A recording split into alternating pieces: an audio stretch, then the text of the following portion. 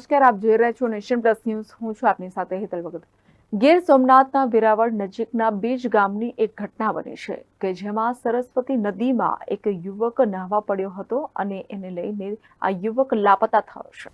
ગીર સોમનાથના વેરાવળ નજીકના બીજ ગામની ઘટના સામે આવી છે કે એક યુવક સરસ્વતી નદીમાં લાપતા થયો હતો કે જેમાં 5 મિત્રો નહાવા પડ્યા હતા, જેમાંથી 4નો આબાદ બચાવ થયો.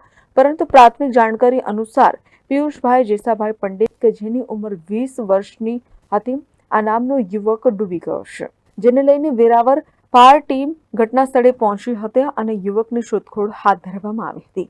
બીજગામ નજીક પસાર થતી સરસ્વતી નદીમાં યુવક લાપતો થયા હોવાનું સામે આવ્યું છે. Mahesh Dodiya, Nation Plus News, Gir Somnath.